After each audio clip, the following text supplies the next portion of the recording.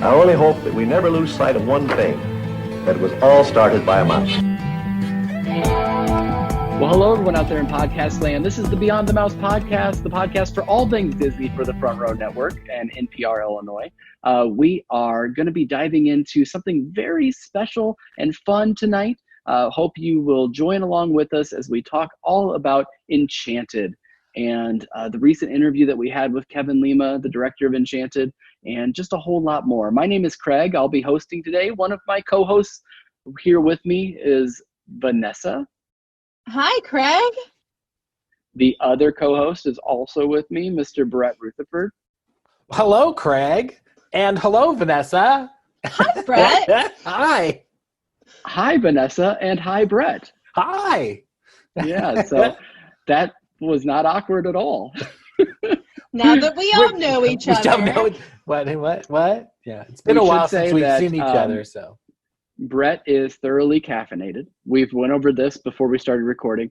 And Vanessa has a tumbler of wine. So she is ready to go as well. And a barking dog, maybe. So a wee bit tipsy tonight. Yes, I've been hitting the bottles just a little bit. And I have my Mountain Dew, which you can't see there. There, Mountain Dew. There. My Mountain Dew. And Vanessa's dog, Figaro, may be joining us as a special guest to the podcast. But we wanted to talk Enchanted in particular because we did just get a chance, a wonderful opportunity to discuss Kevin Lima's film career with him. And it was just such a fun interview. Really encourage you to go back and listen to that. You can find that on all of our social media pages. You can also find it on NPR Illinois or in any podcast feed of your choice. But it was fun to... I wanted, it was so gracious of him to give us an hour of his time, but I could have talked to him for days. It's so cool to be able to go back and see some of his films, and you could really dissect each of those. And so we had not talked Enchanted yet on the podcast, and it just seemed like a good fit to go in and talk about. And now I have a bazillion questions for him. So Kevin, me too. Please come back. Please come back. Yeah, what's Phil Collins' direct phone number? That's my first question. Maybe Amy Adams for me. Yes. So there you go. Amy Adams.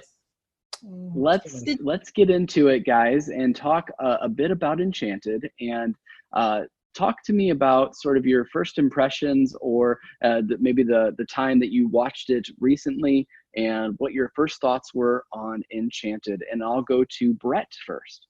Oh, well, I was looking forward to this movie. I remember it so distinctly when I went to see it at the theater.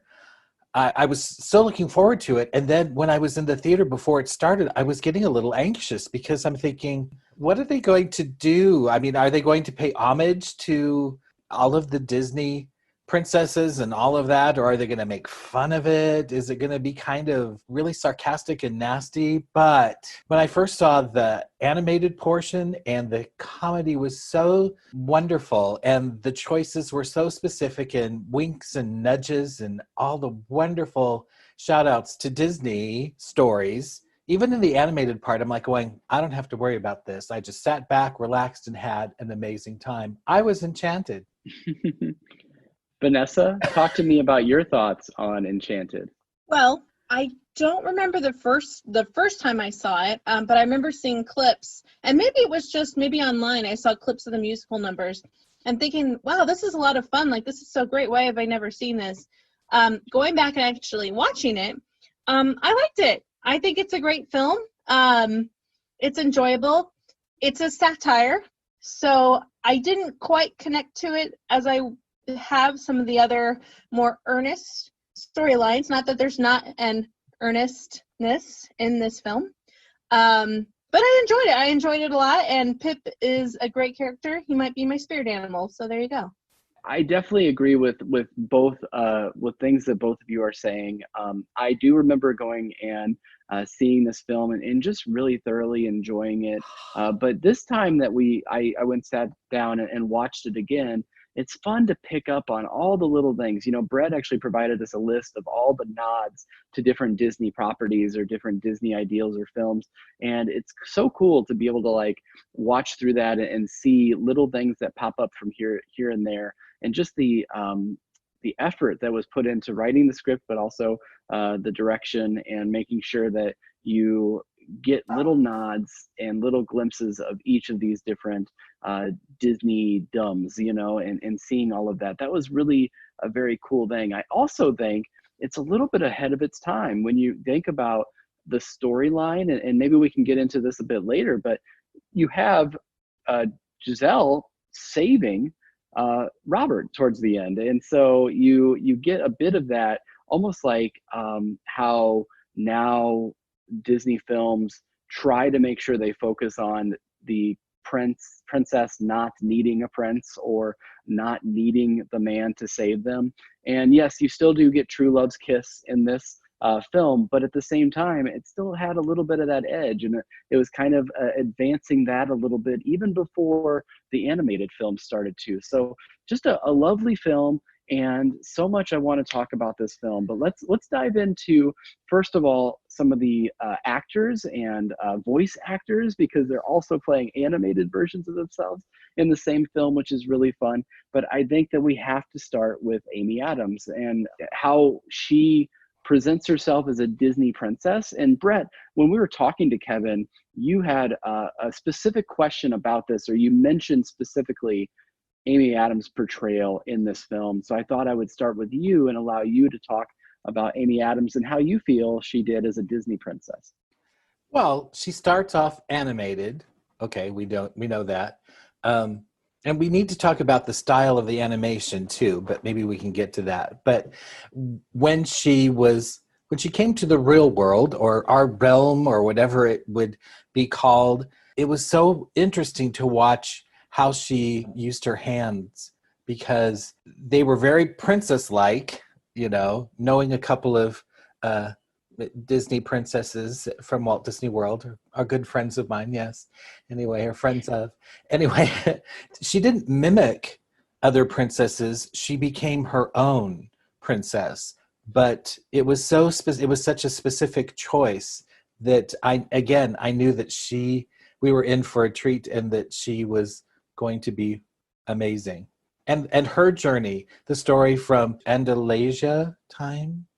Andalusia. Anyway, and I'm delusional. But anyway, Andalusia to her time in New York City and her character arc. We're getting a little bit ahead, but her choices as being a princess and that coming from that world into our world was just amazing. Dare I say enchanted? Anyway, sorry, I'm going to be saying that an awful lot, but I love this film.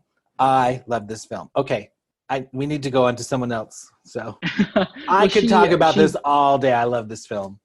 She brought so much to the role, and you can tell that it was, I mean, she's really putting herself in there 110% all the way through. And what's cool about this is that this was really one of her first true lead roles. And we know Amy Adams now as the person that has been horribly just shut out of the Oscars when she deserves so many Oscars. She's such a great actress. It's criminal that she hasn't won an Oscar yet. It'll happen. And absolutely it will. Absolutely it will. It will happen. But she does such a great job. I'm thinking about her acting in films like Arrival, in Charlie Wilson's War. I mean, like, these are great acting pieces.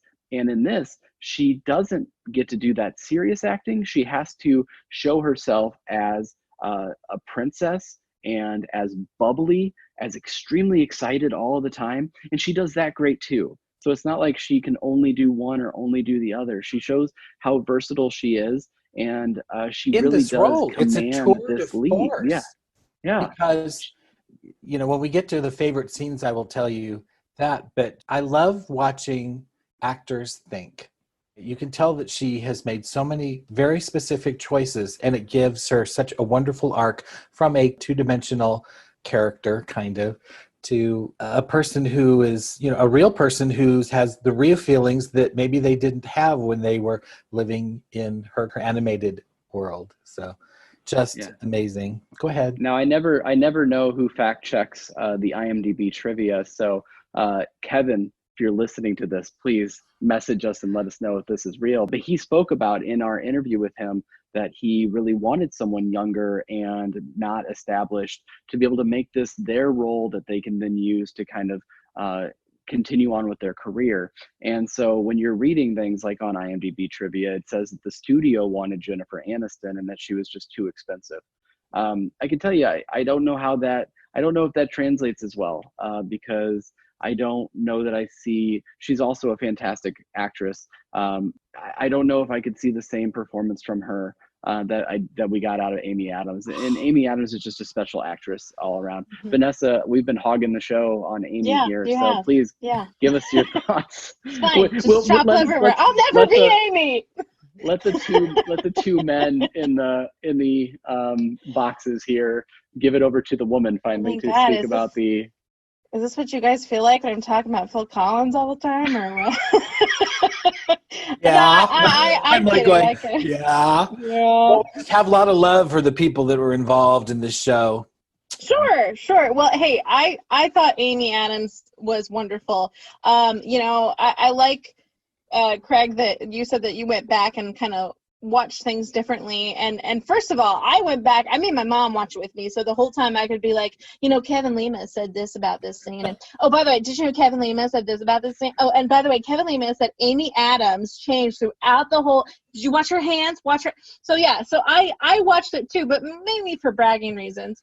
But you do notice that she does change, and her acting is so good, and I think it's interesting that I think when this movie came out, she was 32, because I think she's 45 now. And it's like, wow. Does that woman age? She looks incredibly young in the film, and I'm like, she's my age? I could never pull off that role. I'll never be Amy. So anyway, but yeah, she's just incredible, and I think she's a credible actress, and I can't see anyone else in that role, really. I can't think of another actress that should play that part. Yeah, I completely agree with you. And Vanessa, just so you know, Amy is our second favorite redhead. So am I a redhead? Who's your first? Aren't you a redhead? I don't know. I mean, it depends, right? It depends on what my hairdresser is deciding. You have like a strawberry blonde hue to your. Hey, I'm the strawberry blonde here, okay? So Brett's our favorite redhead. No, I was actually setting it up. I was setting up the joke to say my favorite redhead is Karen Gillan, but you didn't take the bait there. So. You led me down a path. Okay, fair enough. We've been around each other too long. Yeah. But let's go ahead and move right along. Couple of different directions we can go here, but let's go ahead and talk about the lead male performance in McDreamy. Was he McDreamy or was he McSteamy? No, he is McDreamy. But can I tell you, real quick, when I watched this with my mom and I was telling her these things about, I asked him about, we asked him about Amy Adams, we asked him about Phil Collins, and she goes, well, did you ask him about Patrick Dempsey? And I was like, oh, no. She's like, Vanessa, missed opportunity. And I'm like, what would I say? What's his phone number? I mean, I think his ex-wife is from Central Illinois. Yes. And so we're only like a couple degrees of separation from Patrick Dempsey already. Yes. So anyway, but we are longtime viewers of Grey's Anatomy, so we love him no matter what. And I know that this really was filmed during the height of that, because I remember even Anna doesn't do much TV, but I bought her the DVD box set of the first season of Grey's Anatomy when she was at college, probably around the same time that Enchanted was coming out. So probably around that 2006, 2007 timeframe. So so he does, in my mind, a wonderful job of playing the straight man to Giselle's just over the top nature, overly bubbly. He's the divorce lawyer who's supposed to be the grounded guy and trying to be a single dad for his daughter, and just everything that comes along with that. And the way the story develops, we're going to talk about Idina Menzel's character in a little bit, but the way that the story develops, it's very obvious that, of course, these two are going to end up together, and of course, it's true love's kiss. So, spoiler warning, I guess, if you had not went back and saw this movie yet. But Vanessa, since he is your man, I will let you take it away from here. Well, I mean, what can I say? He's McDreamy and will always be. So, I mean, I don't know. He's just has is he good looking? Yes, but he also has a real sincerity about the way he acts. You don't ever, like, he could easily have played this as like huffy, like, oh, she's so crazy, oh, she's so nuts, and he doesn't. He has this really sweetness about his acting with Amy Adams in this movie, and he's very likable. I mean, he was not really the focus of the film, but I did enjoy his portrayal, and I don't really have anything bad to say about him. Also, because if he ever listens back to this, I want this to be remembered. I have nothing bad to say about you, Patrick. So McDreamy, was that a nickname from inside the show, or was that like a nickname that developed over like social media? Like, because I know social media was really young in 2005, 2006, 2007. But how did it come about? I don't So get it. Meredith in Grey's Anatomy. Also, I think, yeah, okay. I want to make sure I said his name right. That's Meredith Grey, right? Meredith Grey. It's her anatomy. No, it's her mom's anatomy. Her mom is really famous. She's not yet famous in the beginning of this. Okay. And Grey's Anatomy is actually a medical book. So, anyway. Right, I know that. Okay, just in case you didn't know. I mean, I use a lot of my medical knowledge when I go see the doctor based on what I've seen on that show. I'll be like, I think it's a subdural hematoma. Anyway, so Meredith Grey obviously has the hots for him, and he is McDreamy. And they have a love thing because he's incredibly handsome and he's a doctor. No, because they have McDreamy, they have McSteamy. Right, but like, do they go get McNuggets in between? Like, was it a paid promotion? What? Anyway, sorry. Here's the thing. If I had a chance to be with McDreamy and some McNuggets, that'd be the best day of my dang life. Food and McDreamy. That's all I want in life. Brett, save us here. Talk to me about McDreamy. He died in the first episode I saw. No, I mean in this movie. In this film. Oh, okay. Oh, good. Yeah. Oh, we're back. We're talking about Enchanted now. Okay. I'm trying. I'm like going, okay.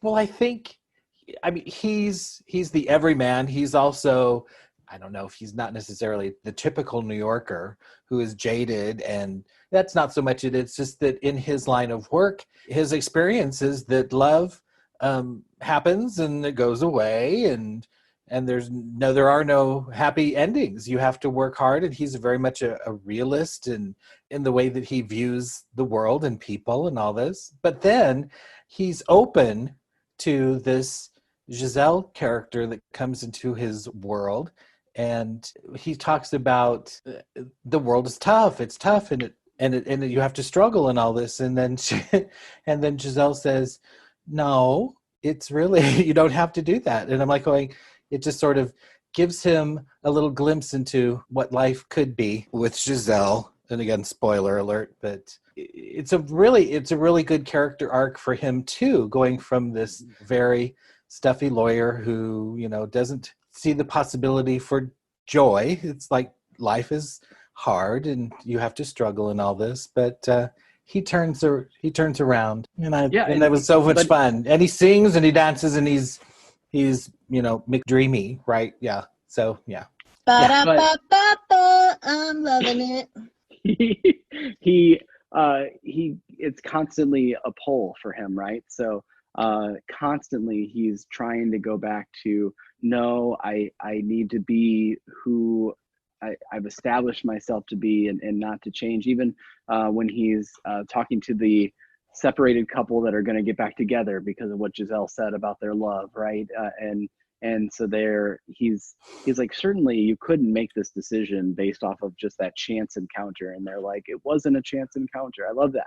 I love that Yep. scene. I love that message. And then also when he goes to the ball and he knows that he's true love's kiss, right? But he doesn't want to necessarily do it right away because he wasn't, he's still on that edge. And so it's just I really enjoy his portrayal throughout. And now talking about some other characters in the movie, I think we should probably start with the other couple that ends up, again, spoiler alert, together at the end of this. But James Marsden and Idina Menzel, talk about two powerhouse actors and actress, just great. And they do a lot in their supporting roles. And let's take on James Marsden first, because to me, he plays such a wonderfully cliche prince, over the top. Now, I do kind of, it's interesting because when did the princes become that? When did, because going back and watching Sleeping Beauty and watching Snow White and watching Little Mermaid with my son, I don't read all the princes as being like over the top and dumb, but certainly Disney has taken this and like, he's very sincere, and because he lives in this animated world, perhaps he hasn't had the life experiences to give him the depth that he would have if he lived in the other world. Fair enough. And he's also the comic foil, and he's this sort of earnest vapidness. I don't know. He's just he's what every princess wants. There he is. I mean, to answer your question, Craig, I think when you look back, it does seem very abrupt, these relationships in these fairy tale movies. Sure. Like, is it Prince Philip finds Sleeping Beauty just singing and dancing in the forest, and he's like, that's my true love. Like, now, if I was singing and dancing in the forest, it'd probably lead to, like, a citation. But, or a psych test. Or a psych test. But, yes. And then I think, too, like, wouldn't it be great if guys just came and saw us and were like, oh, we will be married in the morning. But, so I love that they did that, satirical look with this character. He's not a bad guy. He just, like Brett said, he just doesn't have that depth.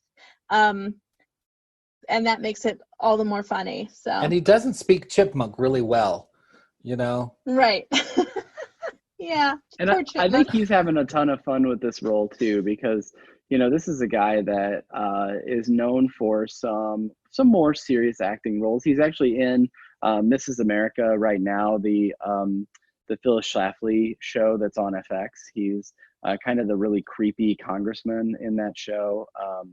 And then he, of course, I knew him first from his role in X-Men as Cyclops. It's cool to see him in this completely different type of role. And I think he just goes over the top and he matches Amy Adams' performance in a lot of ways, as far as just the bubbliness and the excitedness of being able to find his princess, right? So I thought he did a lovely job. A lovely job. Anything else on James, or should we move on to the Queen of Broadway? Well, he's pretty McDreamy too. Sure, why not? He is McDreamy for sure. Yeah. So is he in this? So can there be two McDreamies, or is he a McSteamy in this? I don't. No. I think we have to. I think he's. There's only one.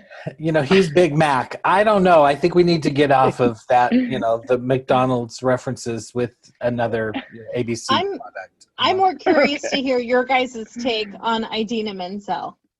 I will say this. I appreciate her character in this. I do think that maybe it's written in a way that's a bit more of a throwaway character, and that's nothing against the film. I like that they had to set up the foil, right? That Giselle is going to come in and they're going to fall in love, and there's going to be this kind of like love triangle thing going on. but then everything resolves itself and happily ever after, and the prince ends up with Idina's character. And I keep saying Idina's character because honestly, her name is escaping me in this, and I just watched Nancy. Nancy. And her last name, again, those Easter eggs. Tremaine. Is it Tremaine? Tremaine, Because she's gonna be the stepmother. Okay, I like that. I like that. But, That is but again, creds to nice touch, Giselle. Kevin Lima. Creds to Giselle. She knows her character. Now I know a number of stepmothers, and they're all very nice. That's right. So, That's right. Shout out to the stepmothers out there. I really do appreciate what she brings to this. I think it's really interesting. She was interviewed about the time that this movie was coming out, and they asked her why she decided to do this film. And one of the things that she's quoted as saying is that this was one of the first times she was asked to not sing in a film. And that was really impressive to her, because this is a musical. I mean, there's musical numbers everywhere. You've got Idina Menzel, who's coming. This is at the time that Wicked is just blown up, right? I mean, it's huge. And so you could easily put her into a number and sell a couple more tickets, but they decided not to, that her character wasn't required for that. So it just, I think that's interesting too. She's done a couple of other movies since then where she has basically just acted, and I like Idina Menzel. She's one of my faves. I mean, Elsa all the way. Sorry, all you Anna fans. So many connections to Frozen in this, because even going back to talking about James Marsden's Prince character, you see that that whole idea of they're jumping into this relationship too quickly. That's again used in Frozen. I really think that the Frozen just really took a lot of Enchanted and put it into an animated film. I know. I felt the same way when I watched it. I was like, even the characters, like even the actors, like Idina Menzel. Yeah, and did you notice there is a shot in the film where you can see the Wicked billboard? Yep. And I was like, so meta. Oh my gosh, that is. Oh my gosh. Hey. Love that. She would have still been Elphaba, right? Or had she had ended? I guess that was probably 2003 when she was Elphaba. So it probably would have been a little bit after when she had retired from Elphaba. But still, I mean, no one thinks about Wicked without thinking of Idina Menzel. Unless you're John Travolta, then you have no clue what's going on. Very true. Yes. But I agree with you. I think she did a solid job. Obviously, I don't think we were meant to really connect with her that much, because the focus is not really on her relation. What's really funny is it kind of reminds me of in The Office. If you guys watch The Office, when Jim starts dating Karen, but everybody wants Jim to date Pam. So it's like she's not a bad character, but you kind of hate her, but you feel bad for hating her character. She's done nothing wrong. She's just with the wrong person. So, but she does a good job at that, and no complaints here. Yeah, absolutely. Brett, any thoughts? I like her when she receives the flowers. I love that scene, and I like when she is talking to Prince Edward. Yeah, when Prince Edward says, "I love her. She is my true love," and when she says, "You say that without any sense of irony." I just like her line readings for those sort of things. So I like that.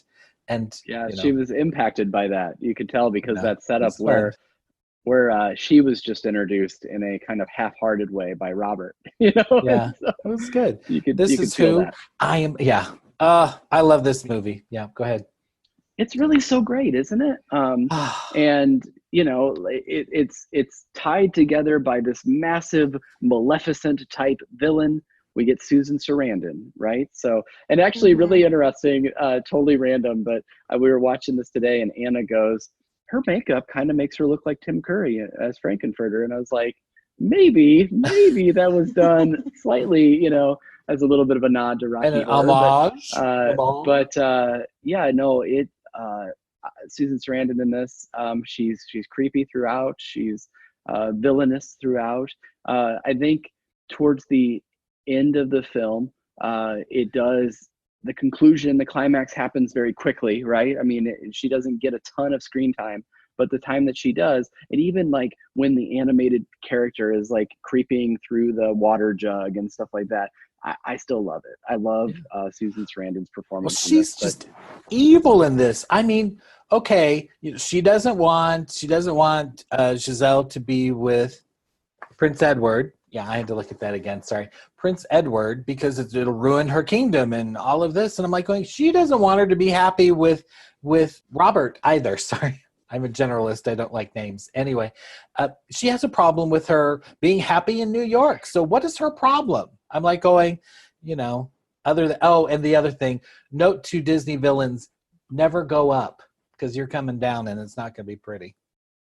We have to take this tale to new heights. That's what she says. I was like, oh, yeah, that's so good. Not new heights, honey. Vanessa, it's not going to be good. If they said that on the Jungle Cruise, Vanessa, you'd be cracking up right now. So be real with me here. That's the Jungle Cruise, okay? I don't want to jump ahead too much, but the dialogue at the end was, I'm assuming it's because it was for satirical reasons, but it was a little tough to swallow. So, it was a lot of puns right after each other. Right. I was like, okay. All right. There's another one. All right. Just go there. It's all good. Yes. The backside. Anyway, sorry.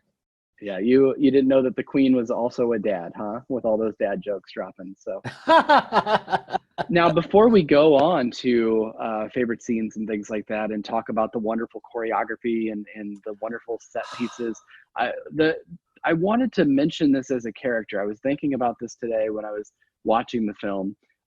One of my favorite characters in this film is New York City, because the set piece is used in such a beautiful way. I've only been to New York. I think I've been there twice. I know I may have went when I was really little, but I know I did go for sure in high school and really enjoyed experiencing what New York had to offer. But this makes New York look so beautiful, so vibrant. You get the wonderful scenes in Central Park. You get to see Times Square. It's so smart to have the portal arrive at Times Square. You get to see Giselle and Edward walking across the Brooklyn Bridge at one point, and it just kind of shows off that city. And it's really cool. And actually, it's really interesting because I know that Kevin is from Pawtucket, Rhode Island, and I'm wondering if like that East Coast, like if maybe some of those, that's another question we could have asked, right? If some of those memories of visiting New York and those staples help feed into some of the location scouting that they did and making sure that the city is presented as almost like a living, breathing part of this movie. And I really appreciate that. I love New York City in this. It makes me want to go visit. So any thoughts on that? For sure. You're right. Yeah. Thank you. I am right. So let's transition into talking about our favorite scenes. And of course, there's many more actresses and actors in there. I think that the daughter plays a great role as well. She hasn't done much. She actually was just in a What Would You Do segment, which by the way is one of my favorite shows that used to be on television, was What Would You Do on ABC.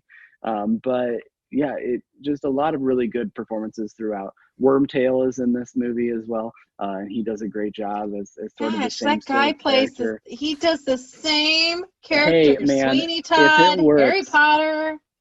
If it works, you keep catching they're variations on a theme. Let's be nice. So yeah, but he does it well. Works, you keep catching those checks. Mm-hmm. He's great at it.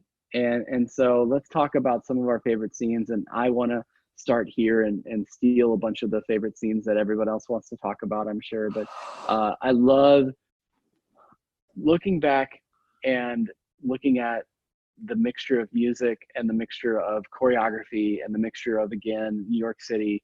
How Do You Know That She Loves You is like such a great song, and it's so beautiful. It's so in your face, and the choreography in that is incredible. I absolutely love the staging. I love how it's filmed. Thank you, Kevin. I love this scene because it is so great through and through, and it just perks you right up, right? And that's what's really interesting about the music for this movie. this is a bit of trivia that I'm not sure if you two know, but if this movie was nominated for 3 Academy Awards, do you know what those 3 were? Best soundtrack. Okay. So Or musical so score. that would be score. Score. That's Best song. That's How You Know, or was it the That's other How You song? Know. Was it the other song? So close. It's a bit of a trick. It's a bit of a trick question. Oh, really? You're being clever. I am being clever. At the 2008 Oscars, this received 3 nominations, and they were 3 song nominations. The category for best song was 3 Enchanted songs. Oh, you are falling slowly by one from Once, which went on to win. And then there was one other song that I'm failing at remembering right now. But could you imagine that? Like, talk about domination of like just showing that Stephen Schwartz and Alan Menken they are legends Masters of their craft. Yes. Just so good. And Gosh. so like having that music on top of great choreography, on top of a great set piece. It's one of those that it actually reminds me a lot of the scene in 500 Days of Summer.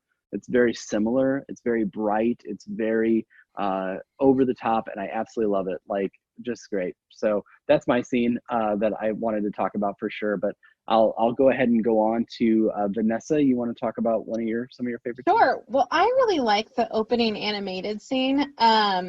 And mostly because you don't really understand, if you haven't seen the film and haven't seen any previews, which like my mom hadn't, you're not sure what you're like, is this a Disney movie? Like, what is this?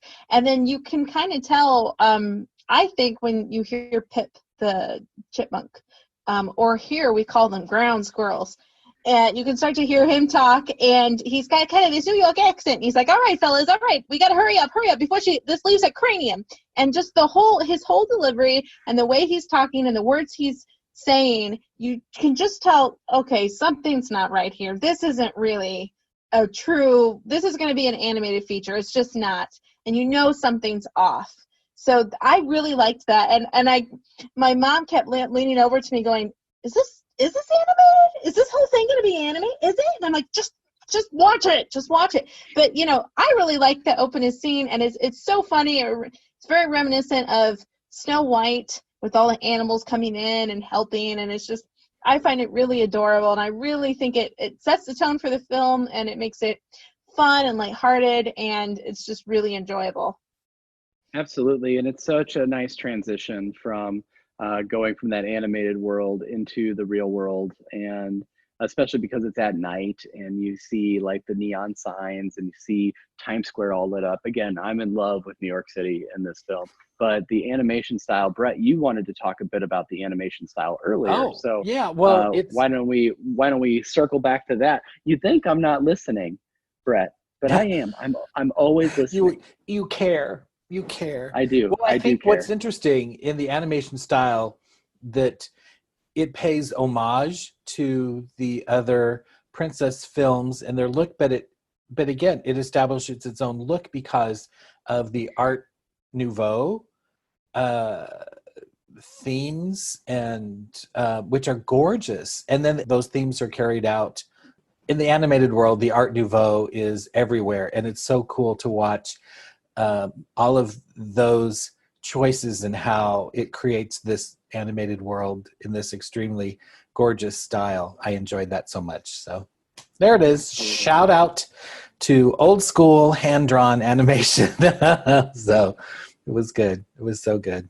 Yeah, and we know that that particularly Kevin and his wife Brenda, they both enjoy 2D animation, and of course this is kind of in that transition period, right? So Princess and the Frog would have been after this as well, and that was still a 2D drawn animated film. But Pixar certainly was picking up.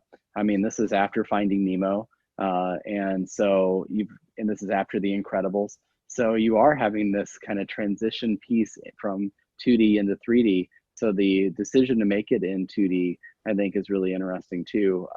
Well, it makes sense because it's referencing the that's film's classic style. Yeah. So the primary animation style in film at the time was digital still. So Yeah. Yep. What scene do you want to talk about, Brett? Me? Well, my favorite scene, I have like 3, but my favorite scene is when Giselle experiences anger for the first time. And if you just kind of look at it at face value, Giselle's like kind of crazy there. You know, I'm like going, she's giggling because she's mad. But what the thing is she is experiencing a whole new emotion for the first time ever. And that sort of tickles her because that shows her growth as a person or as a character in that. And it's incremental. The choices are so interesting. And again, it's that idea of you're seeing her thinking, not thinking about I'm acting about this. She's just thinking about what she's feeling and what she's saying. And I love that scene. I could watch that a lot. And it's so crazy because Olaf in Frozen 2 also experiences anger for the first time. So I think here we go again. Frozen is a total ripoff of Enchanted. We've really discovered something here tonight, fellas. We got to write a dissertation on this. A dissertation. We're going to get... So, Kevin, when the royalty checks start coming in for Frozen, you need to remember your friends at Beyond the Mall. Okay? Yeah, so, right. Oh, the other scene. The second scene that I really enjoy is when Giselle has cleaned up everything with all of her friends and then takes a shower for the first time. And then that's when Nancy comes in and all of that. But when it's slightly provocative. You don't have birds helping you with your towel? I'm like going, no, I don't. No, I'm like going, that was just so funny and slightly provocative, but it's a great scene. But she plays it entirely innocently. And she's asking about, the shower, that it's magical. Where does the water come from and all that? I'm just like going, I just love that. I just love it. See, and it's saucy. This is why I can never be a Disney princess, because I don't have birds helping me with my towel. I'm from the woods, so all I got is like a possum and a badger just following me around. Hey, so, well, well, that comes I don't right want to on know the about heels. the badger and the possum, but that comes right on the heels of Happy Little Working Song, and that's another one of those songs that just like it's so Disney and like it's very Snow White. Let's gather up all the rats in New York City. But and bugs. I know, but she just kind of she sings and she's used to her animal friends coming, and then she just kind of looks at the the vermin and the rats and the cockroaches and the pigeons, and she just kind of looks at all and goes, well, that isn't what I expected, but we can still do it, So I'm just like going, very accepting so character. Cute, that's just so cute. So and that dress rig that she had, the dress that she had to kind of like put herself in so it would spin around and all that. I did read that was somewhere in the area of like 45 to 60 pounds or something like that. So she is not a large lady by any means. So she's like hefting up that dress for a long time. And actually, there's a bit in the making of Enchanted where they interview her about it. And of course, like she had to be strapped in that thing for a couple of hours at a time. So it's just a really, you can tell again, like the weight of carrying a movie on your shoulders, but also having like the physical demanding parts of this. It's just really great how well Amy adapted to all of that. Any other scenes that we wanted to mention before we start to kind of move along from there? I know, Brett, you said you had 3. Well, yeah, the ballroom scene, Of course, yeah. I'm like going, a waltz in 6/8 time in 6/8 time is so cool. A waltz in 3/4, but in 6/8. And there's so much that goes on in that scene. I'm so happy that it was custom of the ball to ask someone you did not come with.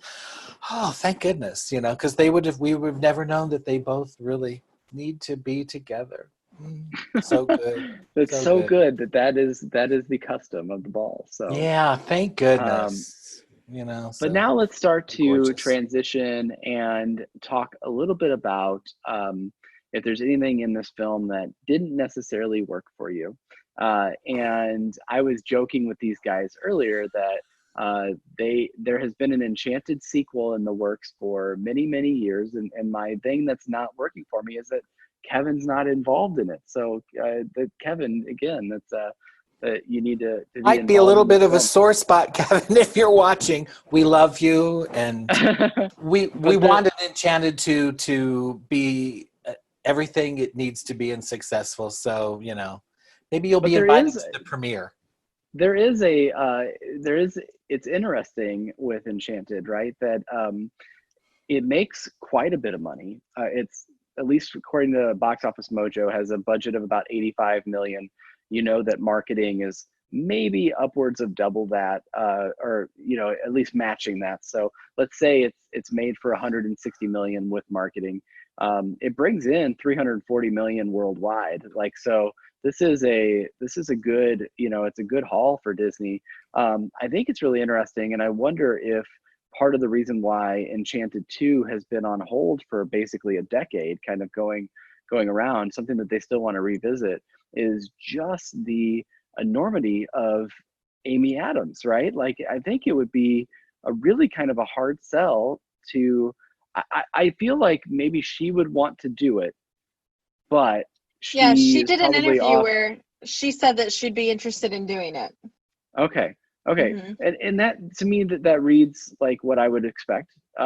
But she, again, is still pursuing that Oscar, and she's still pursuing these incredible roles that she has every single year coming back. And so who knows when Enchanted 2 will be made, but it's about the story. Sometimes, as much as we love the sequels, I'm going, sometimes you just need, a one-off is pretty good, because if you have perfection, it's hard. You have to do a 3 then, because then 3 is, Anyway, I'm sure it was about the story, about the timing, and about getting everyone together. And it's a big package to put a movie together. As someone who watches movies, my only guess would be it's hard to do those things. So it does seem like it's hard to get those moving pictures up on my screen. So, Vanessa, I feel like maybe you're having a not as pun of a time with us tonight.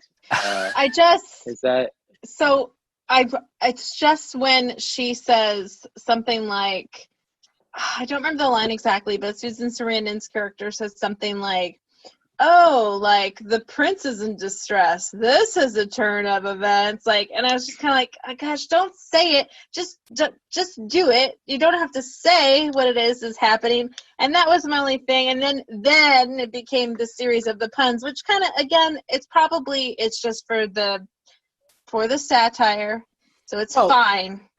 She's by that point she is an evil dragon lady, literally, and sort of takes the edge off of the scary. It just maybe not for the kids, but maybe for the kids. It just felt very to me like, if we could only bring in a Carrie Fisher to fix this dialogue. Carrie Fisher's probably rolling around in their grave right now, hearing this dialogue. But again, it's probably for the satire, and it works.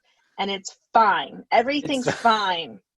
I love this film, and there's nothing wrong with it. Nothing. It's perfection. There. It doesn't take away from the fact that it's a very, very, very good film and very, very enjoyable. You just ask that question all the time, Craig, and sometimes thing is just fine. Everything is just fine. It is a really great movie. It's one of those. It's just like uplifting. You get to just sit back and just enjoy, right? So it's I'm happy especially when it comes in our times presently, watching something that is full of joy and positivity is a good thing. That's how you know. That's how you know. Also, when your mom likes it, and my mom did. Oh, your mom liked it? Oh, she did. Yeah, she's like, oh, I wouldn't have thought to pick that Oscars, but I really liked that film. I was like, well, did I mention I interviewed the director? Now she interviewed the director. I know, I probably hardly said anything. I was just going, just smiling and grinning like an idiot. Oh my gosh. Yeah. That was such an amazing time. And I'm watching this film again having spoken with him. I'm getting residual chills again because I'm like going, we talked to the person who created this, and it is wild. amazing. It is, I mean, he was the director of this gorgeous, gorgeous, wonderful film. So I'm still in awe. And seriously, if it's you're really, listening cool. to this, please go back and listen to that episode because he was so delightful, and it really was just the best time, and I really think anyone who listens to that will enjoy it. Yeah. And then you can watch all of the films again and just go, we know people who have talked. You can make fun of me for this is a behind the podcast moment, but when you're about to record an important interview, don't decide that that's the time to figure out a new room in your house to record from. So that is why I feel I sound so echoey in that. So my apologies in advance when you go back to listen to that. But thank you so much again to Kevin for allowing that opportunity. And it really kind of sparked, that was the reason why we decided to dive into Enchanted. And it's like the hits just keep on coming. It's just so great because we got to talk to him earlier in the past month. And now we get to watch some great movies along the way as well. So just wonderful stuff, and definitely keep up with him and continue to watch what he's doing, because a lot of things in development, as he talked about at the end of our interview. He was kind of scooping. Well. He said, this has been announced. And then, his film about the Midas touch with using animation, all that. Oh, it was just amazing. The cartoon touch. Yeah. Yeah. So what was it? So what was his, he was new to Twitter, was it? So yes, he's new to Twitter. So it's Goofy Movie Dir, D-I-R, is his Twitter handle, and so he's really responsive on that too. And he's actually putting up. And I want to make sure I get it right. So you guys stall for me here for just a second. Well, he's also going to have something on Netflix. And he didn't say what it was, but he said that they were working on I thought it was a series or a special. So that'll be really cool as well. I found it. So one of the things that he actually talked about is that when Studio was purchased, they lost a film essentially because in the transition, they had this beautifully done film called Monkeys of Mumbai. And it was just kind of lost in the aftermath of some studio combinations and things like that. And so what he's doing is he's going through on his Twitter feed. Actually, he just posted one of the pictures, just beautiful, beautiful animation and stuff like that. So you can go back and kind of follow that too. And he's been posting a lot of still images from that movie, and they're just gorgeous. Brett, you need to make sure. I don't even know if you're on Twitter or not, Brett, but if you're not, I am. You should jump on and make sure you're following that too. So yes. Again, just thank you so much for that interview, and thank you for listening in with us too. Any final thoughts from any of you about Enchanted?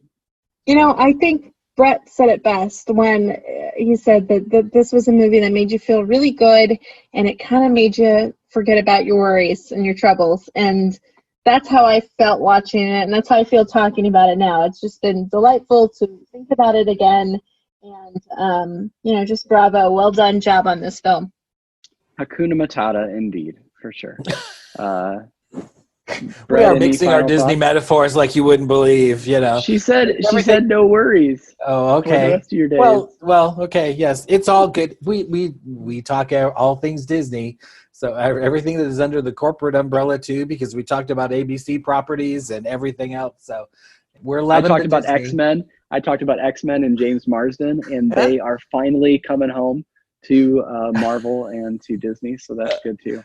Yeah. So we can talk about it all, guys. We are multifaceted here.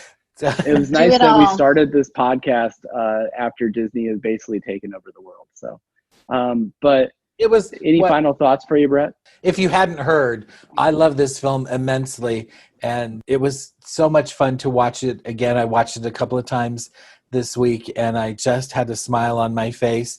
And knowing wink to Kevin for creating such an amazing film on so many levels. Yay. Thank you. Absolutely. So if you want to continue to follow along with us, you can find us on our social media pages, the Beyond the Mouse podcast page on Facebook. You can also find us on NPR Illinois, and you can find us on any podcast feed of your choice. Make sure to go and give a rating, and then also share it with a friend and get them to start listening in on the fun as well. I have a lot of things planned in the near future, a lot of really cool episodes that we have coming up, and just excited for what's ahead for us. I know one of those episodes, we're going to be bringing back on our good friend Brandon Davis, and we're going to tackle 20,000 Leagues Under the Sea, because it is digitally remastered on Disney Plus, and it looks gorgeous. It is a gorgeous film on Disney Plus. So excited to talk about that in the relatively near future, but then also lots of other plans that we have to bring some additional episodes to all of you. And thank you again. This is a really weird time, but we're all making it through together, and know that we'll all get through this and be better for it on the other side, right? So thank you all. And for Beyond the Mouse, I am Craig. I'm Vanessa. And I'm Brett. And we will see you real soon in the front row. Woo! You know that I love you. Oh, wow. Okay, we're singing and dancing on this. He sings too. I'm like going,